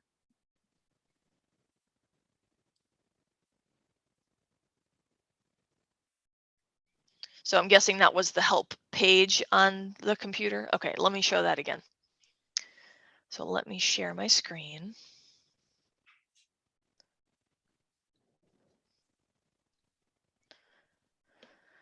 All right, so what I did is I just clicked on a blank space on my desktop, and I clicked on the help menu up here at the top.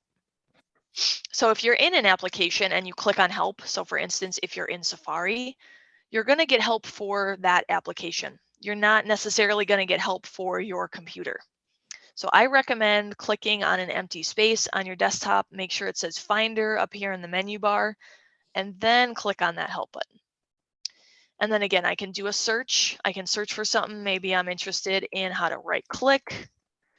I can type in right click and then click on one of those subjects, and then it will let me know how do I do that. It will show me or tell me. I can also get into that user guide if I get into the Mac OS help. Then that will show me the user guide for my computer. And then I could click on table of contents. And then I have a bunch of different subjects I can search for through that table of contents on my user guide. I hope that helps answer your question. Let me check.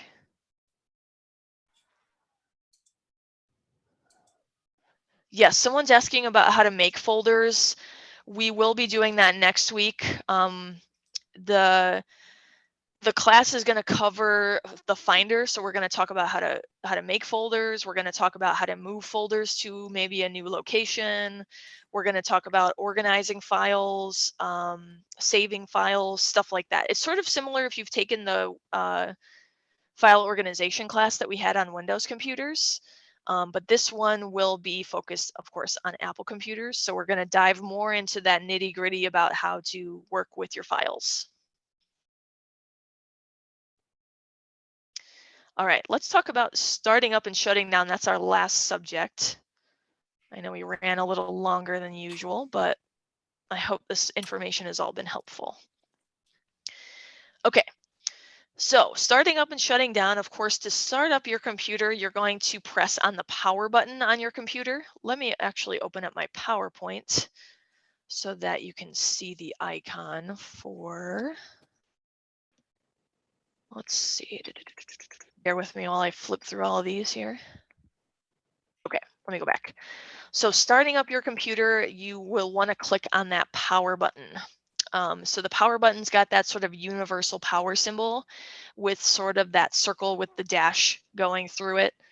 That's sort of the universal symbol for power. So you've probably seen that on a lot of different devices. But if you press down on that button, that will usually start up your computer. Now, if it doesn't, you may need to check on your power connection. Maybe your battery has died. So you may need to wait to start up after your battery's charged a little. Now, on some of the newer Mac computers, they have a touch button that's a power button, so that will actually use your fingerprint to log in. So it works as a power button, but it also works as kind of like a fingerprint identification if you have an iPhone. Some of you may be familiar with the fingerprint identification. Sometimes it's useful because you can actually use that for passwords or for like paying for something. You can use your fingerprint on that little square button in the top right corner. But that will also, of course, start your computer up. If you don't see that start icon, you probably have the other one. There's also some settings that you can get into for your computer's activity level through the Apple menu. So of course you can sleep, restart, shut down, lock your screen, or you can log out. So sleeping, what that means is that will actually put your computer into a low power state, and it will turn off your display, and that way it's using less energy, and you can wake it up. So you may be able to press the power key and it will wake the computer up. It's similar to when you put your phone to sleep. So you may just press that side button to put your phone to sleep. Sometimes people will be able to put their computer to sleep by just closing the screen. So know that if you're closing your computer screen, you're not shutting down your computer. So it's still using energy. If you shut your screen while your computer is still on, it will put it to sleep. So again, it's still running, but it's just in that low power state. You can also restart your computer. Of course, by restarting, you're going to be, it's going to close all the programs on your computer and it will shut it down and then automatically turn it back on. So that's really helpful if you're having issues with your computer. Maybe it's frozen, maybe an application's not working right, or the internet's not working right. I usually suggest, why don't you go ahead and restart your computer and we'll start over and see if it works. A lot of times problems can be solved by restarting a computer. Now that doesn't happen with everything, but sometimes that first step by restarting it may solve a problem for you. Shutting down a computer will close all of your programs and it will turn the computer completely off. So no power will be on, it's completely off. Locking your screen will lock the screen so that it requires like a password to get back into it. So that's helpful if maybe you're in a public spot and you step away from your computer. Now, I don't recommend really stepping away from your computer if it's just sitting out there alone. You don't want it to get stolen or something, but locking the screen will be another security setting so that no one can just sit down and get access. Logging out is going to let you log out of your profile. So you may have multiple profiles on your computer. Maybe you have a couple people in your house that use the same computer and you have different profiles. So if you log out, that would go back to that login screen where someone else maybe can get into their profile. So that's another thing that you can do from your startup or from your Apple menu. Any questions? Let me check. Stop sharing. And I'm jumping out of the stop share a lot. Okay, I don't see any questions so far. Let me go back to my share. Full screen. Okay. So in your handout, you will get a bunch of links here. The first link, of course, I put to Apple's support page that I really recommend, but there are also a couple of other topics that I included. So I put some links to some tips for users if they're switching from Windows to Mac, because there are a lot of things that you may find that are different, slightly different, that when you're coming from Windows to Mac, you may not recognize. There's also keyboard shortcuts I put in there, the gestures. I recommend checking out that gestures one because it's kind of useful if you're using the trackpad on your laptop computer. I also put a organize your files in Finder link there. And of course, we're going to talk more about that next week, but I like to put that in there in case you want a little crash course to begin with. I also put a link in there for the touch bar. So if you have a touch bar on your computer, that will help you get started with learning about that. I did put the Apple support touch bar in the beginning of the chat before it Okay, cool. froze too. Okay. And then of course, next week, we're going to have getting started with Apple Computer files and folders. It's kind of hard to say. But again, that will dive deeper into the Finder and more information about how to manage what you have in the Finder, including your files, your folders, all of that. And then we're going to kind of switch gears in the last two. We're going to talk about cloud storage. And then on the 25th, we're going to talk about Pinterest. So that's one of those social media sites that are out there. It's sort of a kind of a crafty site, but also a visual site. You may have heard of Pinterest before. And then we do have all of these webinars on YouTube. So all of these recordings, after they're done and prepped, they go up onto YouTube. So you may be able to find previous classes. So for instance, we just had like an intro to streaming class that will be up on YouTube. We had a podcast class that we just recorded will be up on there. And we have a bunch of other computer courses too. So I think we have like the Google Docs course. There's tons of them. And there's also other courses through the library as well. Like there's Crafty Adults on there. We have children's programming. We have career webinars. That's hard to say also. And some business webinars. So there's a bunch on there. Check it out, champaign.org/YouTube. Yeah, I'll also put in a plug here for, we have two things, one called Gale Courses and one called LinkedIn Learning. If you're looking for a more in-depth video or tutorial on a topic, those are also resources that you can access with a Champaign card, where they're technological topics, and Gale Courses is 6 weeks with an actual instructor that's taught online. And then LinkedIn Learning has courses you can take where there are short videos that you can watch basically on demand whenever. And so that's another way if you're looking for more tutorials or visual tutorials for things. Those are something else we can suggest. Yes, I actually took a couple of LinkedIn courses that were all about Apple computers, and they were actually super helpful. They helped me outline some of the stuff that we talked about today. And yeah, they kind of go a little more in depth than we do, but super, super useful if you're interested and you have a Champaign card. And then, of course, we still do have Book a Librarian. So if you're interested in scheduling a one-on-one with one of our staff members, that would include anybody from our staff. They could come help you. Actually, you would come to us, I believe, or we would work with you over Zoom to answer the question that you have. So you'd have that one-on-one time with one of us to, maybe you had a question about Hoopla or Libby, some of our ebook resources, or you were having another question about your Apple computer, your Windows computer. Maybe you have an iPhone that you're wanting to get more information about. Any question really, we can help you with a Book a Librarian. And then I put my info here. Of course, you can always reach out to me via email or phone. If you have a question, feel free to write me or call me if you have a question. I'd be happy to help answer that for you. And of course, you can always call us too at the library. Any staff member here will do their best to help answer your question. So you can always call the library's main number, or you can email us, or we also have chat available through our website. And I think that's my last slide. So let me exit out of my PowerPoint here and check and see if there's any questions. And I'll hold off to find out if there are any questions as well, but I do not have my icons at the moment. So I'm going to try to sign in on the other computer in order to end the webinar when we're done. Okay. So someone asked, what is Big Sur used for and what is Catalina? So those are the operating systems that come on Apple computers. So the most recent operating system is actually called Monterey. It's Monterey and then Big Sur and then Catalina.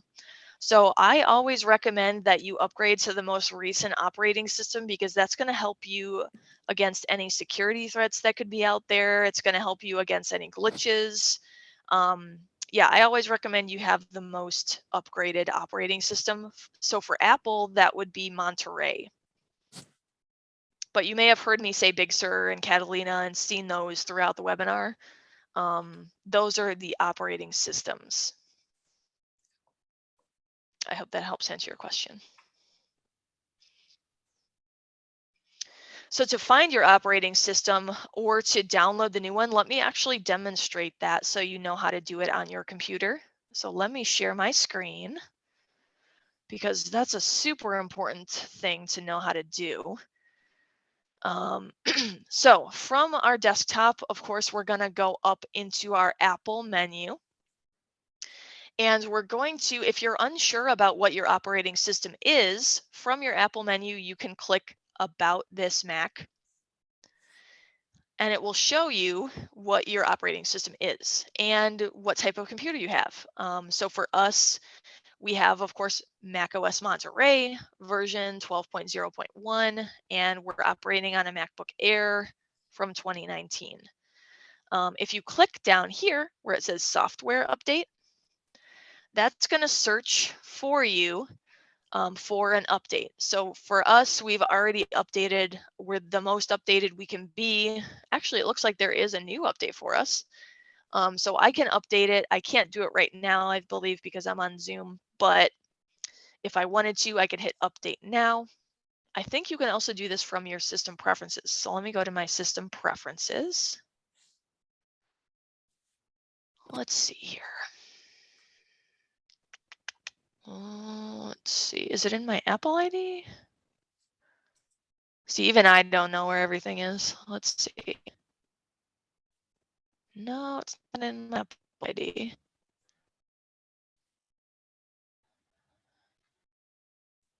Here we go, software update. That's where it is.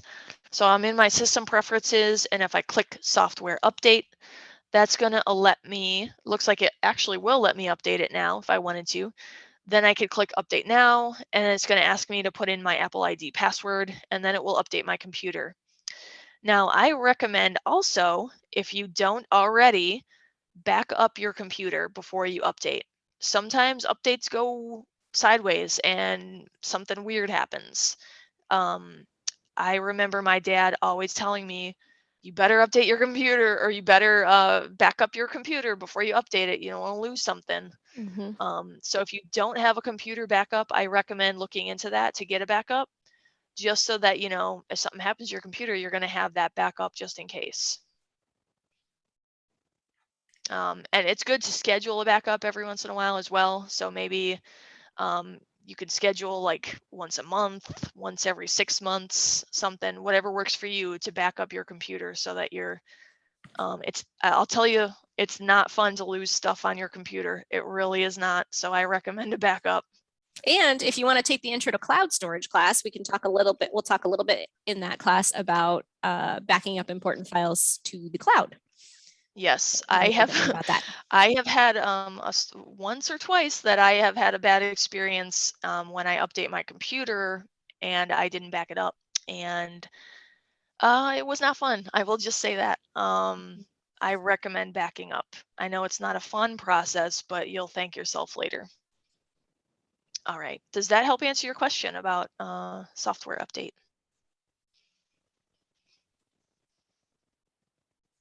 Someone's asking about a virtual keypad for iPad. Let me see if I can find out. Now, this isn't an iPad class, but I'll look it up since we're at the end here.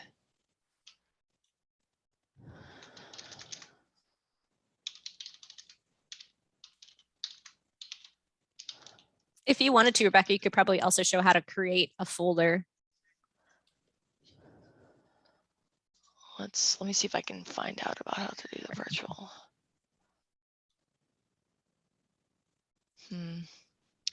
The first thing I'd probably recommend to do is maybe turn your iPad off and then turn it on. So that means all the way off, not just sleeping. I can send you an email because it's going to take me a while to find the answer for that, but I will send you an email about the virtual keypad. Do you want to show real quickly how to create a folder? Yes. So let me go back that was to my share screen. And of course, we'll get more in depth with that next week, but yes. Just so. Yeah, so the first thing, basically what you want to do when you're thinking about creating a new folder is, where do you want the folder to live?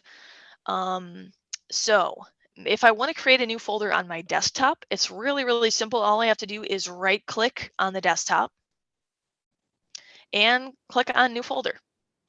So that's going to create that new folder right where I clicked, and then I could name it. So I could put maybe I want to have cat pictures because why not?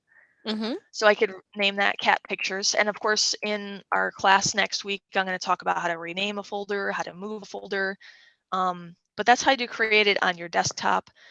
If I have a Finder window open, then I can also create a folder. I could go into, maybe I want to save a folder in my documents and I want to create a new one. So I can do the same thing. I can either right click on an empty space and click new folder. Then I have my new folder. Yay. Or I can go up to the top here, do file, and then new folder. And that will do it as well if you don't want to right click. That's how to create a new folder. It's pretty simple. It just takes practice getting the gesture down too for the right clicking. I use the control button when I right click if I don't have a mouse, just because I don't like doing the 2-tap thing. Sometimes it gets me frustrated. But yeah, it's pretty simple. And again, we're going to cover a little bit more about the Finder and folders and files and all that next week. And that'll be a new class too. We haven't taught that yet. So, all right, let me get back here. What was I doing here? Stop share. Sure. I'm going to try to reclaim the host on the other computer. Okay. We'll see how this goes if there aren't any other questions, but I want Rebecca to answer any other questions first before I try to do that. So if you've got any other questions. Yes. Does anybody have any other questions? And I'm happy to show something again too if anybody wants something demonstrated. I know I threw a lot of info at you. So don't feel like you need to remember every single thing I did, right? Because it's going to be available online later and you're going to have your time to sit and process it as well. So don't worry if you're a beginner, you're doing great. Yes. That's the main thing. You know, if you're a learner, don't feel like you have to be an expert right away. There's a million different things you can do on computers. So yep, we're still learning here too. Yeah, I was just going to say that's why we also are taking those LinkedIn and Gale courses and you know, learning from our colleagues and looking things up when we need to learn how to do it. So yeah, I mean, we look up things all the time. So half of the things that I learned from Apple computers, I just looked up on their website. Okay, I'm going to try to reclaim the host on a different computer. So we'll see how this goes. If the webinar ends, I apologize to everybody because we normally do a nice little sign off. So again, just like Rebecca was saying, it's all a learning process for us too. And sometimes we have to just sort of troubleshoot and try something. So yes, sometimes it's trial and error. Let me see if this works. Okay, so I'm hopefully a host now. And yeah, yay! I think it said yay. You have a slightly different view of the office that I'm in than I set up on the original computer over there. So, are there any other questions or anything else you'd like us to discuss today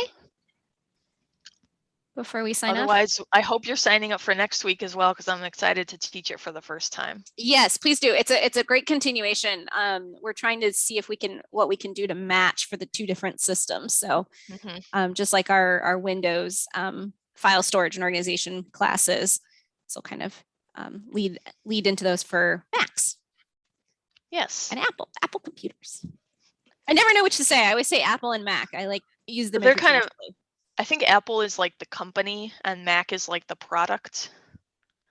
Like it's kind of like if you have a Honda, you know, you have a Honda, but then you have the model like Honda Fit or Honda Civic. Yeah, so that's why it's iMac first, MacBook first, iPad, iPhone, all that. So yes. That's how I kind of use them more interchangeably than I should probably, but I do the same thing. All right. Do you have a minute to discuss how to back up? Are you interested in how to back up like your files and folders? Because we can talk about that a little bit next week too, since that's our file storage and organization stuff. It's sort of a complicated process and I can send you a couple of links. But the first thing you would want to do, of course, is to get a backup drive. And some people back up to the cloud. So you may be interested in backing up with Apple computers. iCloud is the main one that you'll probably use, but there are other services out there.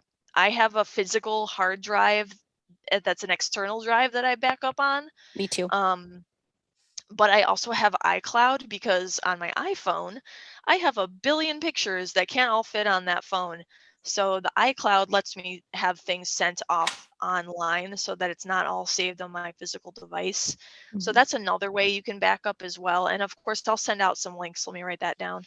Yeah. But And a lot of it is just, taking the time once a month or whenever you decide to do it to move things and copy things to that external drive, or making sure that they're successfully up in your cloud storage.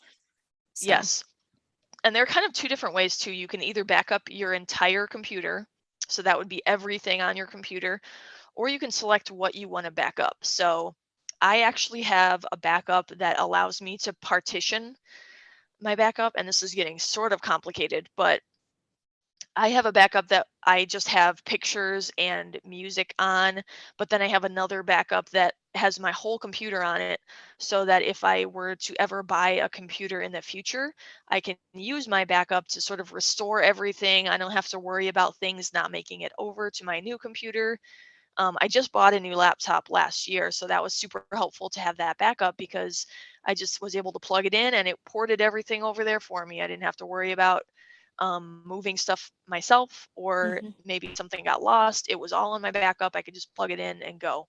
I Yeah. mean, I'm making it sound very simple, but there are Well, definitely ways that you can get help with that. I experienced something similar where my keyboard just stopped working on my two-in-one that I have. It's basically a laptop tablet combo. And because I had everything backed up, when I took it in and was like, "Hey, the keyboard's not working," and they said, "Okay, we're just going to take this back and give you money toward buying something new." So basically, they took that one away, and I bought something new, and then I had to put all my stuff on it. Mhm. And since I had everything backed up, it was easy. I mean, it took a little time, but it was easy to take everything off of the backup that I needed and still wanted on the computer. Yeah, and So that worked with my phone too. I got a new phone a couple of years ago, and since it was backed up in iCloud, all they had to do when I went into the Apple store is they typed in my Apple ID and then it was ported over to my new phone nice and easy. I yeah. didn't have to worry about anything getting lost or not getting over to the new phone. Mhm. Super easy. I recommend it if you have a chance to look into backups. Yes, It yeah. looks like we have a raised hand also, unless you had another thing you were going to say, Nope. Susan. I was also just going to say, it's a great thing to start thinking about now if you aren't already doing it, and then start implementing it as part of your process or as part of what you do, because it is a very important thing. And in general, we have a 3-3-1-1 rule among archivists, shall we say, in library archives, which is essentially 3 places that you should have it. One that's, say, your computer, and then one that's also off site. So in the cloud, perhaps, or if it's an external drive, maybe it's in a safety deposit box at a bank, or somewhere that's just not the same place as your computer. So that you have basically three different ways that you can get to that file should something happen to one or Mhm. two. It kind of is that redundancy factor that you want when you're backing stuff up. So, And okay. I also have my backup, my external drive, I have actually put in a fire safe box. Mhm. So Same. just so it's that extra safety, Yep. in a worst case scenario, if you lose stuff, you lose stuff, but then Yep. hopefully you'll have that drive in there still in your fireproof box. Yes. Okay. So I'm going to go ahead and allow our person with the raised hand to talk. Okay. So you should be able to unmute yourself and ask your question out loud.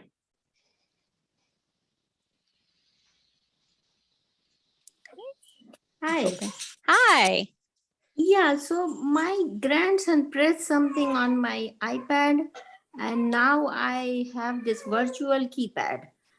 So I want to get rid of. Yes, I will email you. I don't think we can answer that right now for you. It might take too long, but Okay. I will email you about how to take that off of there. Okay, thank you very much. Yeah. Thank you. You Yeah, might also try first, just your first step. You may just turn your iPad all the way off and okay. see if that does the trick. Of course, I'll still email you, but that may Okay, help for the time yeah. being. Yeah, I didn't even know that I could do it on my iPad and he just did it. So Sometimes thank you. it just like takes a one Yep. little Like we say, thing and sometimes you just push a button and then something happens. I know. Right? Thank you. Thank you very much. yeah, You're yeah, welcome. you're welcome. All right, any other questions? Good. I know we covered a lot today, We but it did. was fun. I really like teaching Apple computers because I'm an Apple nerd. All right. Oh, we do have another Yes. raised hand. Yep. Let me go ahead and. Okay, you should see that asks you. I'm hoping. There you go. Okay. Yeah, just a quickie on that backup. Where do I find that on the MacBook Pro? So I think it's in your system preferences. Oh, Let okay. me share my screen.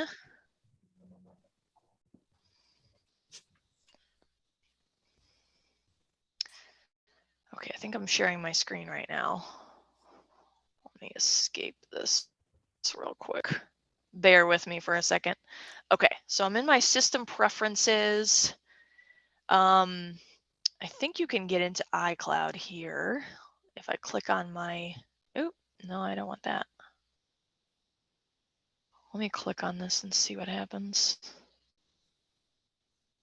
Probably depends on if we have it set up on the, I think we do. Here we go. Okay, so what I did is I went into, let me go back here. I need to update a couple things on this.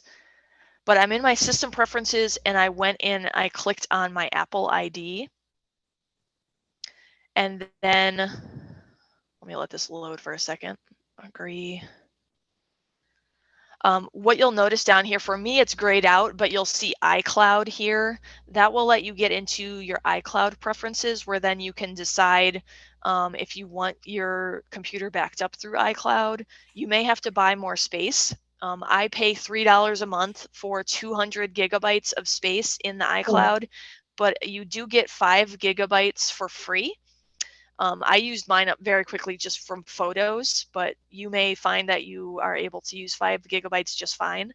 And if you're in your preferences and you have an external drive, like a physical drive that you bought that's an external drive, Apple refers to the backups as Time Machine. So if we look down at the bottom of our system preferences, it says Time Machine. This will let you have that set up for your external drive. So what you would do is you would plug your backup into your computer, and then you could select the disk and you could back up your computer. You could select what you wanted to back up. You could time your backups if you had your backup plugged into your computer. So there's 2 different ways you can do backups. I do both. So I use Time Machine for my physical backup, and then I use iCloud for my like internet cloud backup. Yeah. Does that help answer your question? Yeah, thanks.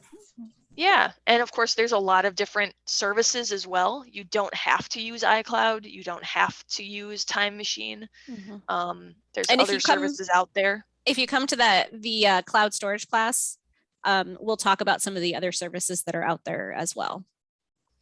Yes. And I find that it's really helpful too to make sure you schedule your backups. That way you're not forgetting. And your computer probably will also send you notifications saying, hey, it's been 100 days since you last backed up your computer. Do you want to back it up? Just as a safety thing. I know mine's kind of overdue. I should really back mine up. I'm going to do that when I get home today. Yeah. But I usually I've recently got a new computer, so I need to back that up. I back mine up once a month, usually at the end of the month, on either the 30th or 31st, depending on which month it is, just because I end up taking a lot of photos throughout the month, that then I go in and want to make sure I've backed those up or backed up copies that I've done any editing to. Yeah, usually if I make big changes, like if I'm updating or adding a lot of pictures or stuff I want to make sure I'm not losing, I'll do a backup soon after. Yeah. Or if if you've scanned important documents and you want to make sure you have a backup, a digital version of that backed up too. So. And there are other services like Google Drive. What else is out there? Dropbox, I think, is another backup. There's a bunch out there for internet cloud backups. but iCloud is Apple's version. Yes. Great discussion. Good questions. Yeah, Thank you. you're welcome. All right. There's definitely a lot of things to consider when you're using a Yes. computer. Yes. Especially how to protect yourself and your device and what you've put on it. Yeah. And again, it is a learning process. So, don't feel like you're the only one in the world that has these questions. So if you have those questions, reach out, feel free to ask us, or again, Apple's website's super useful for that. And I'll send out some information with that email that we send out. So I'll send out the information about the backups, iCloud, and then some physical backups that you can look to. And a lot of websites will actually give recommendations, like Consumer Reports is a good one to turn to. PC Magazine is really useful. There's There's also a couple Apple- more out there. There's also Apple Magazine too, and we do have a subscription to that through Libby. So for anybody on the Mac/Apple side of things. Even PC Magazine, I think, does cover some Apple stuff, and I think they do like pros and cons lists sometimes, so they're useful. I think the New York Times has something called the Wire Cutter, which is reviews technology things like backups. I think they review like physical things like printers, routers, just anything really.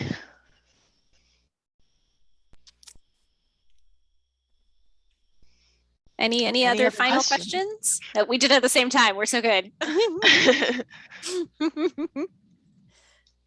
If not, I want to go ahead and say thank you to Rebecca for teaching today's workshop, and thank you all for coming. And hopefully we'll see you next week for the Apple files and folders discussion and teaching. Yay! Workshop. Yes, this one had a really good discussion at the end, and I'm hoping we continue that next week because I'm looking forward to it.